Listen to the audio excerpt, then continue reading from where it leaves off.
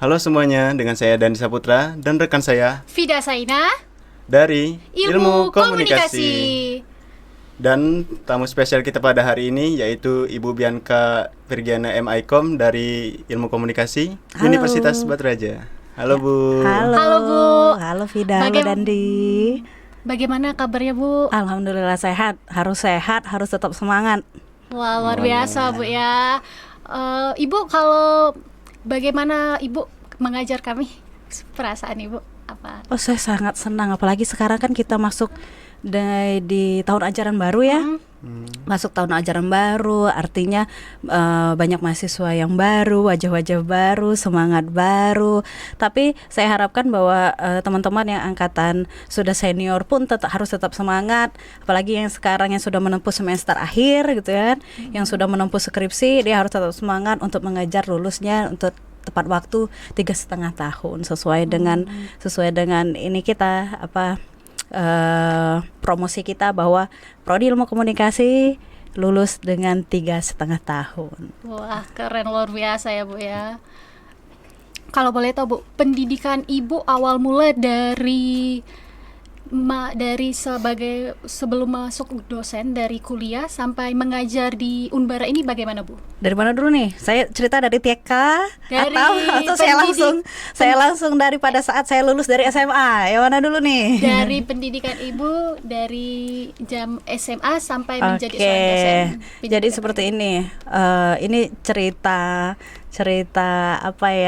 kehidupan saya pada saya masa kecil sampai sekarang, bahwa saya dulu sekolahnya tuh pindah-pindah karena saya mengikuti orang tua saya yang dinas keluar kota, artinya keluar provinsi malahan. Jadi saya sekolahnya pindah-pindah dan akhirnya ketika orang tua saya balik lagi ke Batu Raja dan saya dari SMP sampai SMA saya menetap di Batu Raja. Lalu ketika saya kuliah saya merantau lagi. Tapi sebenarnya bukan merantau ya, karena memang orang tua saya itu aslinya orang Jawa Barat, orang Bandung, dan saya sudah memahami budayanya di sana, karakternya, bahasanya dan sebagainya. Artinya tidak mengalami lagi yang namanya shock culture, dan saya alhamdulillah lulus gitu kan, kuliah di Unpad, S1-nya saya di sana di Vkom dengan jurusannya Ilmu Informasi dan Perpustakaan. Sebenarnya jurusan ilmu saya S1 itu berbeda dengan ilmu saya di S2. Namun karena kalau di Unpad itu, di Vkom itu ilmu informasi dan perpustakaan itu masuknya rumahnya itu dalam fakultas Vkom. Artinya antara ilmu informasi perpustakaan dengan komunikasi itu saling berkaitan satu sama lain. Itu. Baru saya S2-nya saya lanjut lagi karena saya bekerja di sini di Unbara menjadi dosen, ada peraturan di mana dosen itu harus S2, maka saya melanjutkan lagi bersama teman-teman saya melanjutkan studi ke Universitas Mercu Buana mengambil magisternya ilmu komunikasi. Dan sekarang saya masih tetap mengajar dan bertemu dengan teman-teman di sini. Keren, Bu ya, sampai sekarang. Alhamdulillah. Masya Allah. Masya Allah. Oh iya, Dandi, sekarang ini kan era modernitas ini kan melajunya sangat pesat ya, teknologi gitu ya. Nah, menurut Dandi sendiri bagaimana menangani laju modernitas untuk kearifan lokal agar bisa dipertahankan? Kalau dari saya sih memperkenalkan kearifan lokal kepada masyarakat luar. Sekarang kan kita ini kan punya media sosial nih kan, contohnya kan. Nah, kita di situ bisa memperkenalkan kearifan lokal budaya kita di media sosial. Kalau menurut Ibu sendiri, Bu, untuk mempertahankan kearifan lokal di laju modernitas ini bagaimana, Bu? Oke.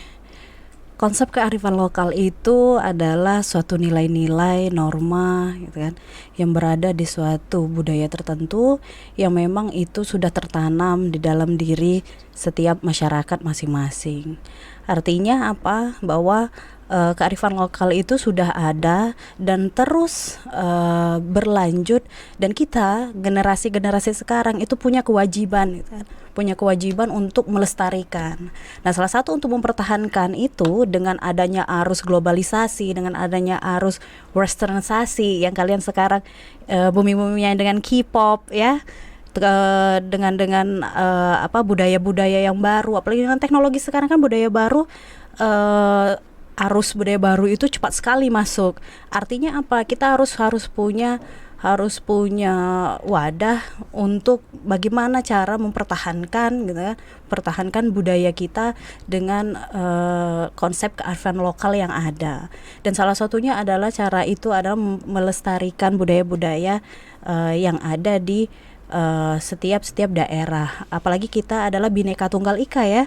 Kita multikultural ya. Jadi memiliki budaya yang khazanah, budaya yang banyak sekali, yang kaya akan budaya, keunikan, kekhasan dari setiap daerah-daerah tertentu. Artinya kita punya kewajiban untuk mengenalkan budaya itu, melestarikan budaya tersebut gitu kan. Lalu kita juga sebagai generasi selanjutnya, kita juga harus mengikuti, bersikap kan, berperilaku menyesuaikan dengan budayanya. Itu salah satu contoh untuk kita mempertahankan budaya atau kearifan lokal yang ada di daerah-daerah kita. Khususnya adalah budaya asli kita sendiri. Artinya apa? Kalau budaya asli kita kan kita sudah tertanam dari kecil.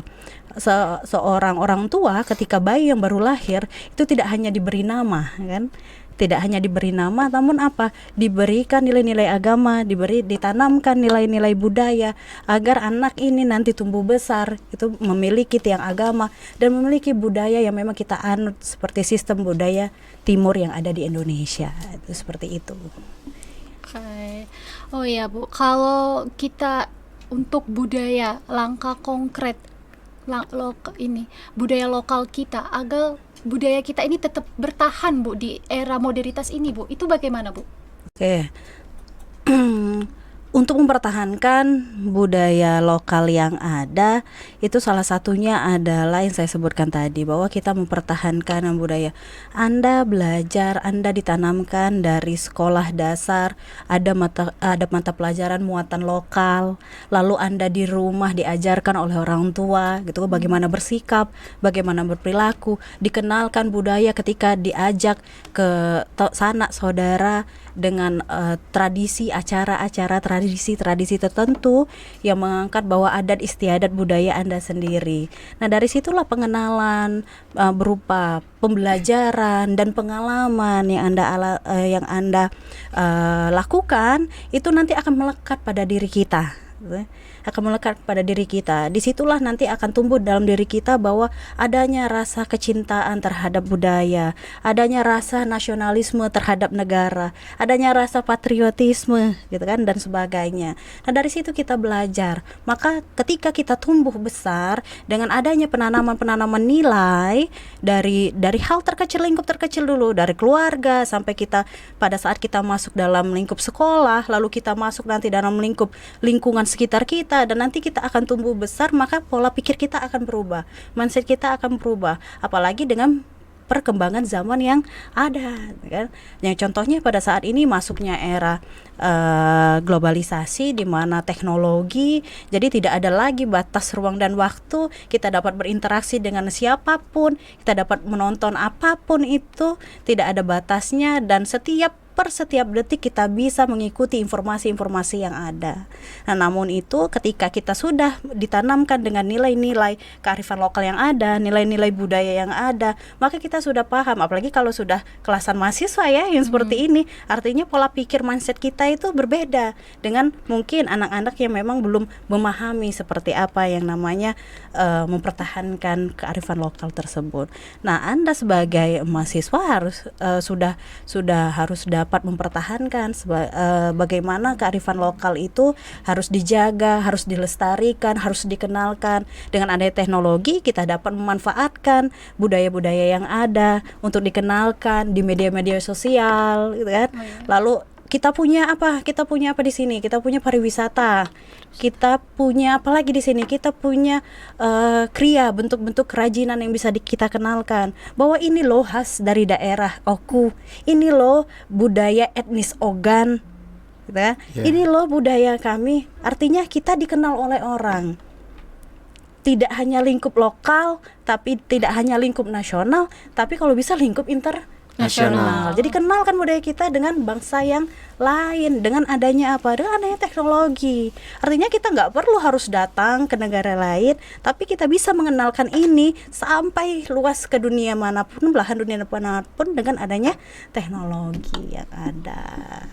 Artinya apa? Kita nggak bisa itu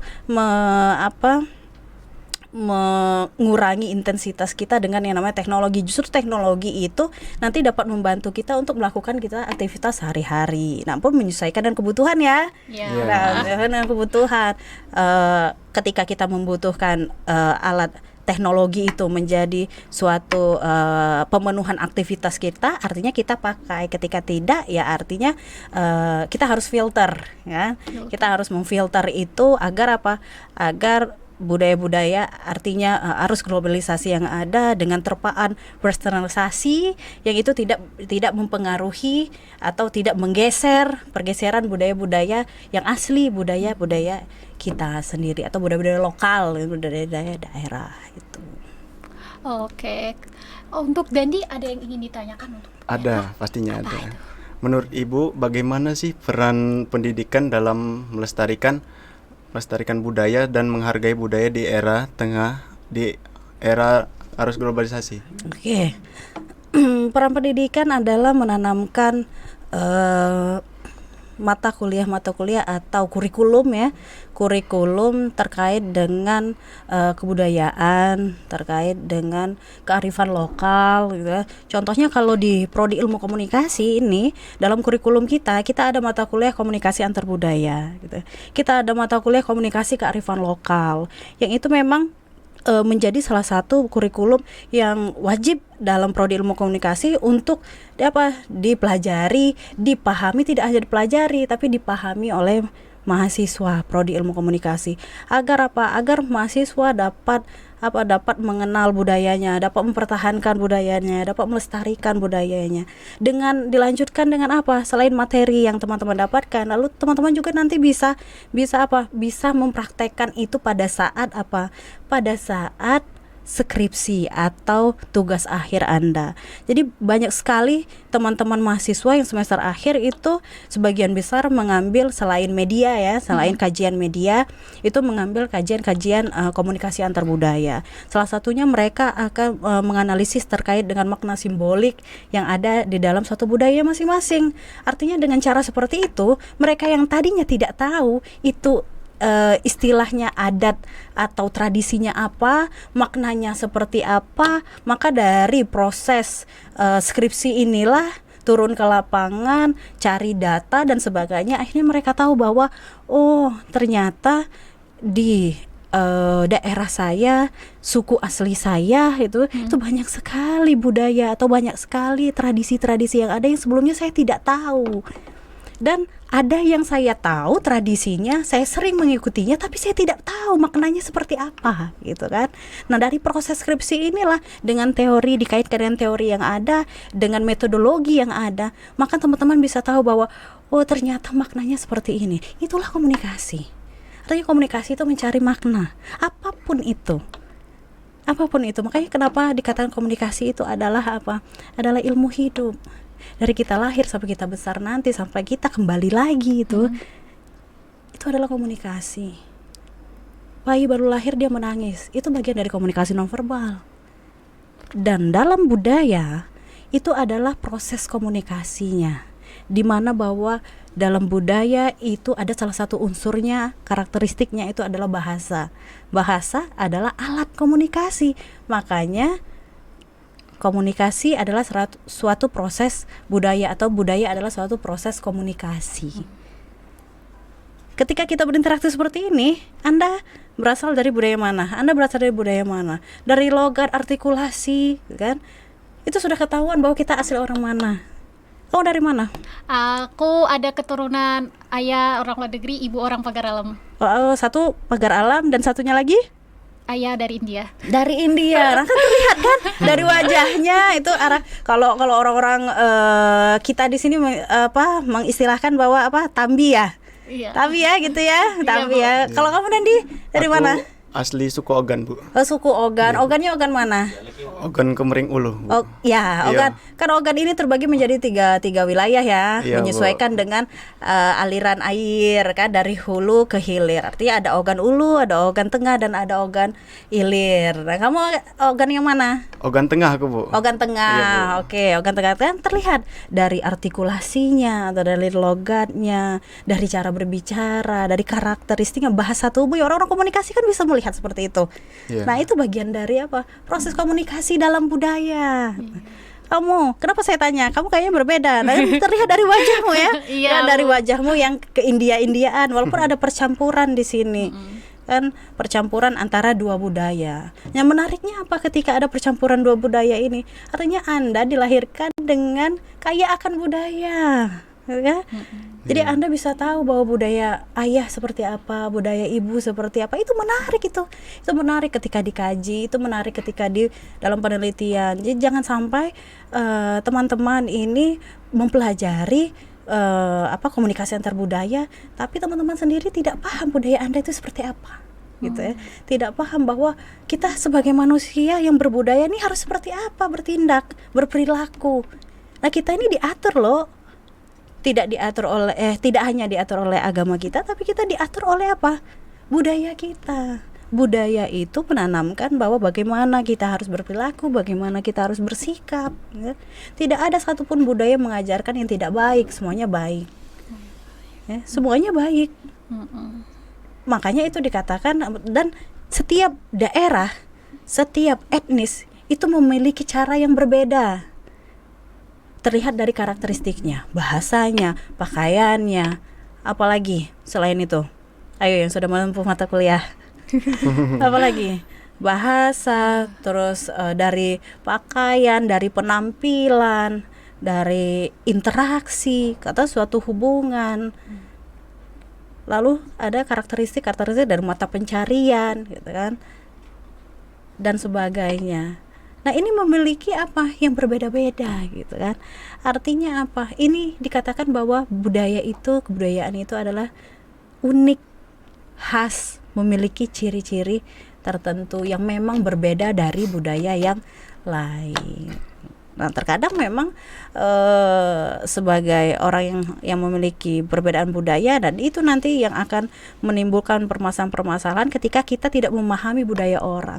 Timbul yang namanya etnosentrisme, timbul yang namanya stereotip, nanti kan persepsi, prasangka dan sebagainya. Dan ini harus diminimalisir dengan adanya pemahaman tentang budaya, terus kita mengenal budaya orang, kita mempelajari budaya orang. Bila perlu kita cari tahu seperti apa budaya orang lain. Jadi menghindari juga yang namanya shock culture ketika nanti teman-teman masuk ke dalam budaya baru. Nah, Bu, Ibu tadi barusan ngomong shock. Nah, ada nggak pengalaman Ibu tentang budaya yang menurut Ibu benar-benar shock gitu kok budayanya? Kalau pengalaman saya tentang shock culture ya, kebetulan karena memang saya terlahir dari budaya yang berbeda, dan memang dari kecil saya tertarik sekali dengan budaya, dan dari kecil saya ditanamkan sekali karena memang kebetulan ayah saya orang Lampung gitu kan, ibu saya orang Sunda. Jadi budaya ayah dan ibu ini selalu ditanamkan dari kecil ke saya. Artinya saya tidak ketika saya bertemu dengan orang-orang yang memiliki budaya yang berbeda, saya tidak lagi mengalami yang namanya shock culture gitu kan. Ketika saya kuliah gitu kan, dari paling yang berbeda itu adalah bukan dari interaksinya, bukan dari bahasanya gitu kan, tapi dari makanan paling gitu, karena mungkin terbiasa dengan makanan yang di sini yang pedas ya, yang asin. Ketika saya kuliah dulu makanannya manis gitu kan. Sempat bukan shock sih sebenarnya, ya sempat merasakan adanya perbedaan gitu. Artinya kuliner pun itu menjadi suatu ciri khas kan dalam suatu Iya. budaya. Jadi budaya itu, wujud budaya itu tidak hanya berupa nilai, norma, adat istiadat, tapi dari jenis makanan, pakaian dan sebagainya itu termasuk ke dalam wujud budaya itu. Jadi artinya apa? Kita bisa meminimalisir shock culture itu dengan cara kita mempelajari berbagai budaya yang ada di sekeliling kita. Karena kita nggak tahu nih, suatu saat ketika Anda lulus dari prodi ilmu komunikasi, ya sudah menjadi sarjana, lalu Anda diterima bekerja di mana? Bisa jadi di Indonesia bagian timur, bisa jadi di Indonesia bagian tengah, kan kita nggak tahu. Atau bisa jadi kalian nanti bekerja di luar negeri, kan kita nggak tahu nih rezeki orang masing-masing, ya nggak? Nah, artinya dari sekarang pelajarilah itu. Nggak rugi loh pelajari budaya, gitu Iya, kan? benar, Bu. Nggak rugi, karena apa? Budaya itu nanti membentuk bagaimana cara Anda berinteraksi dengan orang lain. Karena salah satu unsurnya itu adalah bahasa. Bahasa itu adalah menjadi suatu karakteristik ketika kita berinteraksi, atau alat menjadi suatu alat komunikasi ketika kita berinteraksi dengan orang lain. Mau yang budaya yang sama ataupun yang berbeda budaya. Gitu. Ya. Oke, baik Bu. Apa sih manfaat dari pelestarian bahasa daerah di era komunikasi digital yang cepat ini, Bu? Oke, manfaat melestarikan budaya itu banyak sekali manfaatnya. Ya, salah satunya kita dapat mengenal budaya, kita dapat mempertahankan budaya kita, bisa eksis dengan cara kita memanfaatkan salah satu teknologi yang ada, gitu kan. Kita mengenalkan budaya kita mengenalkan dari segi misalkan pakaian, bahasa, gitu kan. Lalu apalagi tempat wisata, terus apalagi adat istiadat ketika kalian berkunjung ke suatu tempat, lalu itu lagi mengadakan suatu prosesi adat, misalkan, lalu kalian dokumentasikan, lalu kalian upload di YouTube dengan diberikan narasi-narasi, kan, penjelasan, deskripsi penjelasannya, itu salah satu bentuk pengenalan budaya Anda kepada orang lain. Kan kita sekarang, apalagi kita sekarang sudah setiap hari itu sudah tidak lepas dari yang namanya alat komunikasi ya, teknologi ya. Kita mending tinggal dompet deh daripada tinggal handphone, kan gitu. Kalau kemana-mana yang dicari apa? Kalau ke kafe kemana, ada tempat casan nggak? Kan gitu kan. Artinya apa? Nggak bisa lepas lagi. Kalau handphone yang tinggal, mati gaya kita. Tapi kalau dompet yang tinggal, kita masih bisa melakukan aktivitas apapun. Apalagi sekarang untuk membayar sesuatu apapun itu bisa sudah pakai aplikasi teknologi yang ada, gitu kan. Artinya manfaatnya sangat banyak sekali, gitu. Yang bisa kita dapatkan dan orang lain dapatkan dari proses budaya ini. Oh ya Bu, kan generasi zaman sekarang ini kan mayoritas pada banyak yang kurang tertarik akan budaya kita ya. Pada mereka lebih ke barat-baratan gitu. Nah, untuk anak-anak generasi milenial, generasi Z itu bagaimana Bu? Mereka itu lebih mencintai budaya itu karena mereka sudah kayak kurang gitu sekarang Bu, kayak mengenal budaya, kadang kayak mereka juga asing untuk mengenalnya apapun memahaminya. Untuk meminimalisir teman-teman yang kayak gitu bagaimana itu Bu? Oke. Sekarang pemerintah itu sudah menanamkan kurikulum terkait tentang kebudayaan itu di setiap pendidikan, mau dari SD, SMP, SMA maupun perguruan tinggi. Dan pemerintah pun bekerja sama dengan pemerintahan setempat bahwa kita kembangkan lagi kearifan lokal yang ada di daerah-daerah kita. Nah, dengan adanya itu tadi saya bilang bahwa dengan adanya teknologi ini artinya tidak ada batasan ruang dan waktu untuk kita mendapatkan suatu informasi dari manapun. Artinya kita nggak bisa menstop itu gitu. Jangan tampil loh di sini, saya nggak mau nonton, nggak bisa kayak gitu. Artinya kita harus bisa memfilter itu dengan dengan pemahaman kemampuan literasi media kita yang ada, gitu ya. Pemahaman kemampuan literasi media, bahwa bahwa kita harus dapat, kita bisa mengakses sesuatu apapun, namun kita juga harus dapat apa, menganalisisnya, kita juga harus dapat apa, mengevaluasinya, lalu dari hasil itu bisa kita komunikasikan kembali kepada orang lain apa yang kita dapatkan dari itu. Artinya apa, kita harus memfilter nih dengan kemampuan literasi media kita yang ada. Anda di Prodi Ilmu Komunikasi ada mata kuliah itu kan, artinya Anda sudah tahu bagaimana cara memfilter dampak-dampak arus globalisasi itu yang ada. Dan untuk itu dari materi-materi kajian-kajian yang Anda dapatkan, Anda dapat menginformasikan ini kepada orang lain, bahwa apa, hal terkecil dulu deh ke orang tua gitu kan. Boleh melihat, boleh hobi, tapi jangan tinggalkan budaya kita. Tetap kita harus tahu bahwa kita berasal dari mana. Kita harus menumbuhkan rasa bentuk cinta kita terhadap budaya dengan kita melakukan produk-produk memakai produk-produk lokal kita mempromosikan apa yang ada, potensi-potensi yang ada di sekitar kita. Anda generasi-generasi muda yang sekarang itu harus semangat, harus mempromosikan itu atau melestarikan budaya itu agar apa, agar dilihat oleh orang dan agar dapat ditiru, itu kan, agar dapat ditiru. Nah, itu tugas kita sama-sama untuk dapat mempertahankan eksistensi budaya kita, budaya lokal, agar tetap eksis dan tetap bisa dilihat oleh orang bahwa budaya kita itu ada. Iya.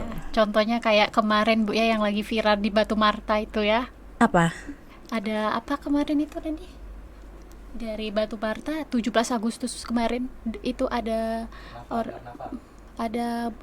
dari budaya, mereka melakukan acara karnaval budaya ya. Karnaval Oke. budaya. Nah, itu karnaval budaya itu salah satu bentuk pelestarian. Artinya apa? Kita mengenalkan budaya kita dengan orang, bahwa di Batu Marta itu daerah transmigrasi ya. Mayoritas itu etnis Jawa semua. Artinya pada saat karnaval dia menunjukkan ada ogoh-ogoh, dia ada apa itu namanya, wayang gitu ya. Terus ada apa lagi,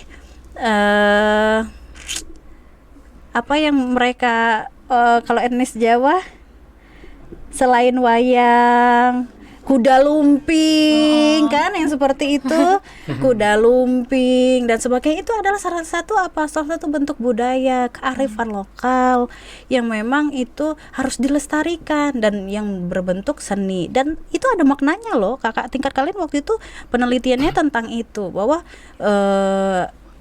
kuda lumping, tradisi kuda lumping itu tidak hanya menampilkan suatu bentuk tarian dan sebagainya, ternyata itu punya makna. Maknanya itu apa? Maknanya itu untuk mengajarkan kita masyarakat bahwa tidak hanya mengenalkan, tapi ada unsur-unsur kebaikan di dalamnya. Itu ada unsur-unsur yang harus kita pelajari sebagai manusia yang memiliki untuk melaksanakan kehidupan di dalam suatu masyarakat, gitu kan. Dan sama seperti budaya-budaya yang lainnya, apalagi kita di Oku ini banyak sekali multikultur.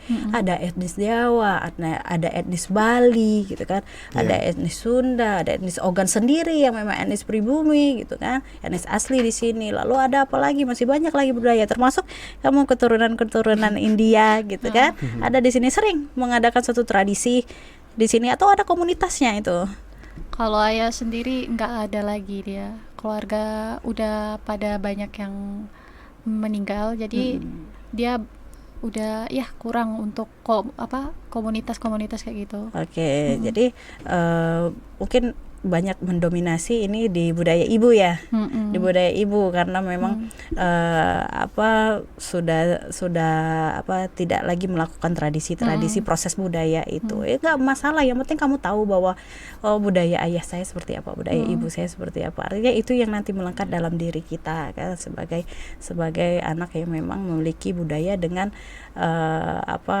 budaya yang terlahir dengan budaya yang berbeda. Nah, itu salah satu bentuk yang saya sebutkan tadi, wayang, kuda lumping, atau di Bali itu ada mereka suka melaksanakan kikir gigi gitu kan, ngaben, tari-tarian, ogoh-ogoh dan sebagainya. Nah, itu salah satu bentuk kearifan lokal dari dari situlah bentuk budaya yang mengajarkan bahwa kita harus memiliki makna bahwa kita harus sebagai manusia itu harus bersikap seperti apa. Artinya makna-makna dari setiap tradisi itu punya pembelajaran bagi diri kita bahwa kita harus meninggalkan yang namanya rasa kikir gitu kan, rasa iri, rasa apa dan sebagainya terhadap sesama manusia. Ada pembelajaran, ada nilai. Nah, ada nilai-nilai budaya yang bisa kita terapkan dalam diri kita. Nah, itu. Jangan sampai ada penyakit hati, Bu ya. Nah, ya. Oke, Bu, baik. Saya juga ingin bertanya nih, Bu ya. Bagaimana sih cara kita mendorong generasi muda itu supaya berpartisipasi dalam upaya melestarikan bahasa? Melestarikan bahasa. Bahasa daerah, Bu, maksudnya. Oke, melestarikan bahasa daerah. Nah, yang seperti ini. Mungkin nanti ada beberapa konten podcast yang memang mengusung yang namanya kearifan lokal. Salah satunya ketika nanti podcast ada bahasa daerah nih, orang-orang Ogan kumpul, orang-orang Jawa kumpul, misalkan itu mungkin bisa nanti diagendakan untuk itu. Artinya kita mengenalkan bahwa bahasa Ogan nih seperti ini loh, gitu kan, bahasa etnis Jawa nih seperti ini loh, gitu, atau bahasa-bahasa yang lain. Dan setiap orang tua pasti mengajarkan anak-anaknya adalah dengan bahasa ibu ya, bahasa ibu. Jadi kalau kita terlahir dengan orang Ogan, nggak mungkin kita nggak tahu bahasa Ogan gitu. Pasti di rumah itu interaksinya bahasa Ogan. Dan kalau kita terlahir dengan etnis Jawa, pasti di rumah itu diajarkan. Walaupun ada percampuran bahasa, tapi tetap orang tua pasti mengajarkan, mengenalkan bahasa-bahasa atau ciri khas bahasa yang ada di budayanya. Nah, dari situlah bahwa kita walaupun kita tidak terlalu fasih mengatakan atau mengucapkan bahasa itu dengan secara logatnya, artikulasinya dan sebagainya, namun terkadang kita paham apa yang disampaikan orang itu. Nah, itulah bahwa nilai budayanya sudah melekat dalam diri kita. Itu salah satu bentuk cara kita melestarikan bahasa itu tadi, bahasa yang ada dengan orang-orang yang di sekitar kita. Apalagi kalau saya dulu ingat waktu saya SD itu ada pelajaran muatan lokal yang memang mempelajari tentang tidak hanya kriya ya, kerajinan atau dalam bentuk-bentuk kerajinan hasil karya manusia, tapi ada bahasa. Jadi mempelajari bahasa Ogan itu seperti apa dari tulisannya gitu kan sampai dengan bahasanya. Ternyata itu unik dan menjadi satu ciri khas di dalam satu budaya tertentu. Tuh. Oke, Dadi, ada ingin kamu tanya lagi sama Uwian kah? Tentunya masih ada dong. Apa tuh? Bagaimana pentingnya menjaga arsitektur dan pelestarian budaya daerah, Bu? Menjaga arsitektur. Maksudnya arsitektur itu seperti rumah linmas itu, Bu. Oke. Atau adalah yang lainnya, Bu. Oke. Untuk menjaga bentuk-bentuk itu masuk ke dalam wujudnya hasil karya manusia dalam bentuk fisik ya. Jadi kita terlihat krianya bahwa dalam rumah tradisional, pakaian tradisional itu kan. Lalu apalagi kerajinan. Apalagi di Oku ini ada namanya apa? Yang sempat digaungkan sampai ke mancanegara waktu itu. Apa? Yang berbentuk topi dari bahan apa itu? Ada waktu itu. Jadi dia berbentuk rotan seperti itu ya, yang menjadi memang banyak tumbuh di daerah kita. Jadi yang banyak tumbuh di daerah kita, lalu dikenalkan pada saat festival-festival kebudayaan tertentu. Nah, sama contohnya seperti ini. Kalau kita ke daerah-daerah tertentu, misalkan ke Ogan ya, Ogan Ulu ya, lihatlah bentuk-bentuk rumahnya. Untuk rumahnya itu nilai budayanya masih melekat sekali, kan? Masih dengan bentuk panggung, dengan kayu, dengan bentuk yang sama atapnya. Lalu dia bawahnya masih lantainya masih lantai semen, lalu mereka sehari-hari memasak dengan memakai kayu. Nah itu salah satu bentuk kearifan lokal, itu salah satu bentuk yang kamu bilang apa tadi, arsitektur ya, yang kamu bilang arsitektur. Nah yang seperti itu, nah itu artinya apa, mereka masih menanamkan itu sebagai suatu kearifan lokal. Nah salah satu contohnya penelitian saya waktu 2021 terkait dengan mitigasi bencana waktu COVID ya, mitigasi COVID-19 berbasis kearifan lokal di Ogan Komering Ulu. Saya waktu itu ngambil informannya itu ke arah Ogan Ulu. Kemana itu, Belandang. Kemana lagi Kelumpang, tuh? Ya Kelumpang. Kemana lagi, Gunung Tiga, gitu kan, yang ke arah sana. Ternyata apa? Mereka, kita sedang heboh, bukan berarti mereka tidak takut dengan adanya COVID-19 ya. Namun pada saat itu mereka memanfaatkan kearifan lokal yang ada. Mereka masih melakukan aktivitas tertentu, tapi tetap peraturan dari pemerintah mereka ikuti dengan jaga jarak dan sebagainya. Ada istilahnya beume. Beume artinya apa? Berkebun, Bu. Nah, berkebun. Oke. Beume artinya mereka menetap di kebun mereka masing-masing. Kan kebun itu lumayan jaraknya lumayan jauh tuh ya. Iya, Bu. Artinya untuk interaksi pun itu sulit kan. Nah, pada saat itu sedang pandemi, saat itu mereka menetap di umenya masing-masing, lalu masih tetap melakukan aktivitas. Jadi memanfaatkan sinar matahari untuk kesehatan. Bahwa waktu itu kan sinar matahari itu memiliki dampak untuk kesehatan, bahwa kita pada vitamin D yang kita terima misalkan itu kan. Lalu apalagi manfaatkan tanaman-tanaman ya, tanaman hasil pertanian mereka gitu kan, untuk diolah menjadi suatu ramuan. Jadi ada kunyit, ada temulawak, ada jahe gitu kan, ada serai dan sebagainya, mereka olah menjadi suatu minuman. Itulah yang menjadi kekuatan imun mereka. Mereka minum setiap hari. Dan alhamdulillah dari hasil data yang kami terima bahwa tingkat yang terkena pandemi di daerah yang kami riset di situ adalah minim. Ternyata apa? Ternyata mereka memanfaatkan kearifan lokal itu pada saat era-era pandemi pada saat itu. Artinya apa? Luar biasa sekali kan budaya ini. Kita kaya akan budaya, kita bisa memanfaatkan semuanya asalkan kita memahami. Nah, makanya butuh kreativitas setiap anak-anak muda sekarang untuk dapat melestarikan budaya itu kan. Apalagi sekarang jurnal-jurnal penelitian sudah banyak ya, sudah bisa kita baca, kita pelajari, dan kita bisa manfaatkan itu luar biasa sekali. Orang-orang Andes Ogan pada saat itu meminimalisir dampak dari adanya pandemi dengan memanfaatkan kearifan lokal yang ada. Oke.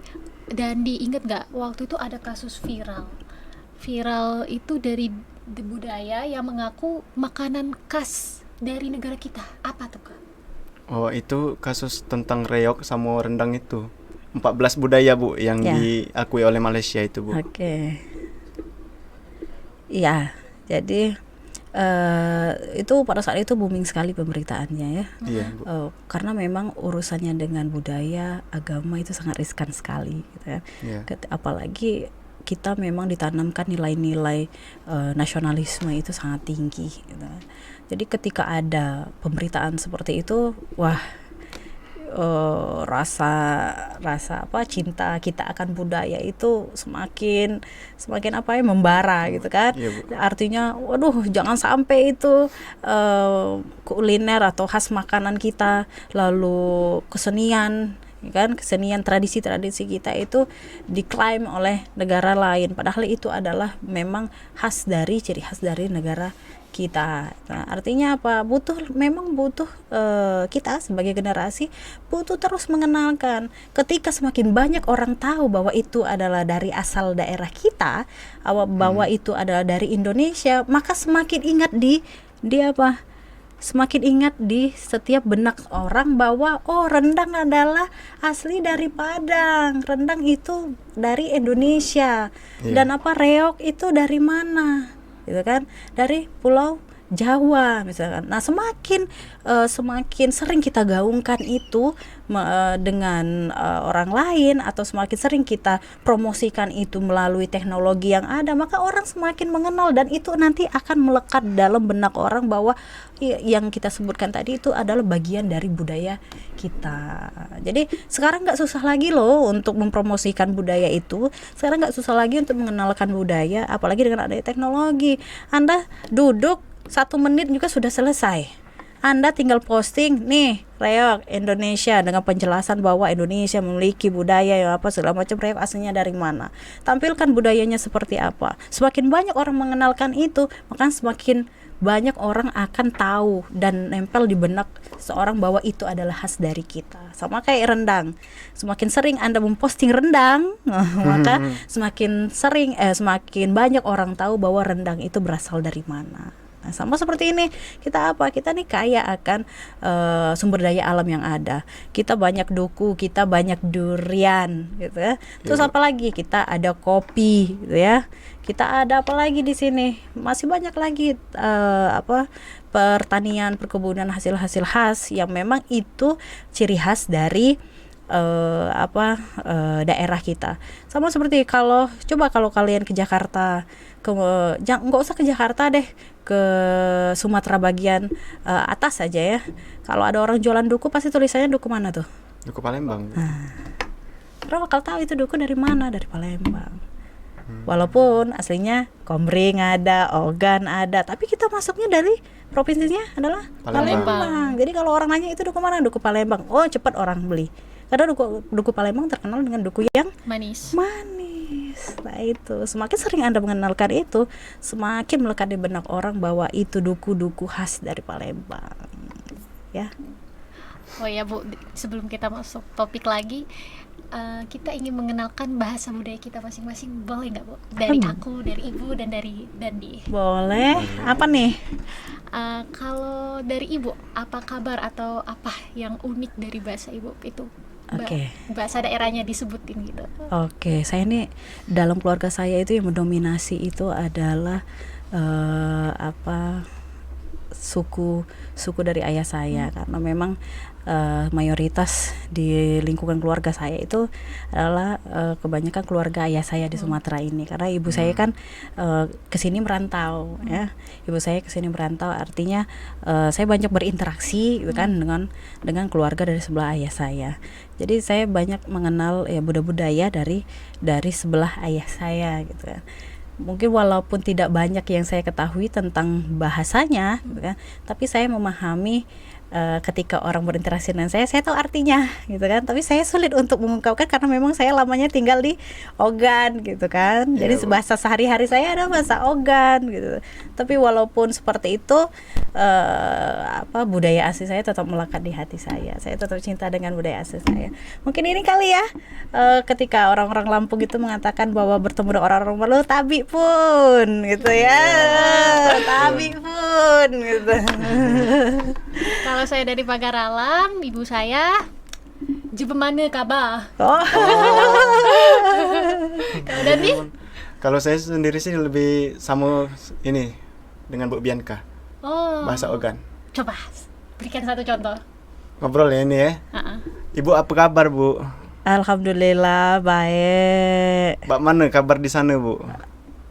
Kabar di mana? Kurang dapat ulunya, seharusnya ada ulunya lagi ya, lebih mengayun lagi kan kalau ya. Kalau aku Bu masih datar Bu. Masih datar, Bu. Karena Ogan Tengah ya. Iya, Ogan Tengah Bu. Nah kalau Ogan Ulu tadi agak lebih mengayun lagi. Itu kan filosofinya air yang mengalir dari ulu ke hilir. Jadi sampai ke hilir itu semakin deras, maka cara ngomongnya semakin cepat. Gitu. Oke. Seru ya kalau bahas tentang budaya itu, apalagi tentang bahasa itu, seru sekali. Iya.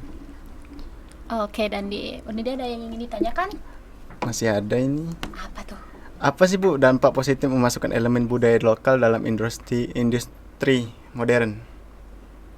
Dampak positifnya itu ketika kita sekarang gini ya, ada pemerintah itu sedang menggalakkan yang namanya ekonomi kreatif, ya. Iya. Apalagi sekarang ada pemerintahan sedang meningkatkan yang namanya perekonomian dengan cara mengembangkan pariwisata, ya, budaya yang ada di daerah-daerah kita melalui program ekonomi kreatif, kan seperti itu. Artinya potensi-potensi yang ada gitu, di daerah-daerah kita itu kita bisa manfaatkan dengan kreativitas-kreativitas yang ada gitu kan, yang dibantu oleh ya teman-teman generasi-generasi muda ini untuk mengembangkan itu, artinya bisa meningkatkan perekonomian kita gitu. Salah satunya apa, kita manfaatkan gitu kan, sumber daya alam yang ada, lalu kita olah menjadi apa gitu. Misalkan contoh kopi nih, tanaman kopi kita banyak, lalu kita olah kopi itu menjadi suatu apa, dari biji kopi menjadi suatu bubuk, yang dari bubuk kopi itu bisa dimanfaatkan ya, menjadi kesehatan, lalu bisa menjadi suatu alat interaksi loh kopi itu. Ketika kita ngobrol pasti apa, kopi satu Iya, gitu Bu. kan, sambil minum kopi itu sambil itu sebagai satu apa ya, sebagai satu cara untuk kita apa, berinteraksi dengan orang lain yang tadinya kita tidak mengenal satu sama lain. Dengan adanya kopi tadi menjembatani kita antara satu dengan yang lainnya. Terus masih banyak lagi yang ada, misalkan ada salah satu bentuk apa, kain khas yang kita bisa manfaatkan gitu kan, dari sumber daya alam yang ada, lalu dijadikan suatu kerajinan, lalu itu bisa dimanfaatkan. Dan menjadikan itu artinya butuh orang-orang ahli yang bisa mengelola itu kan, membuat suatu produk itu. Nah, dan itu bisa mengangkat yang namanya apa, perekonomian apa, masyarakat setempat. Jadi dengan kita mengenalkan budaya, dan apa, masyarakat pun dapat meningkatkan perekonomian dengan program ekonomi kreatif yang digalakkan pemerintah pada saat sekarang itu. Iya, Bu. Wah, cara kita hari ini sangat luar biasa. Tema kita tentang kearifan lokal budaya. Gak terasa waktu telah berakhir. Kesimpulan yang bisa kita dapatkan adalah apa, Dendi? Kira-kira menurut Dendi? Apa? Ayo. Apa? Menurut aku pribadi ya, Ibu Bianca telah menjelaskan bahwa pertama, budaya kita lokal ini masih bisa dilestarikan di era modernitas, dan walaupun budaya-budaya asing masuk, kita juga bisa meliterasikan itu dengan memfilternya dengan berbagai macam cara. Oke, saya Vida Saina dan rekan saya Dan Disa Putra. Dah.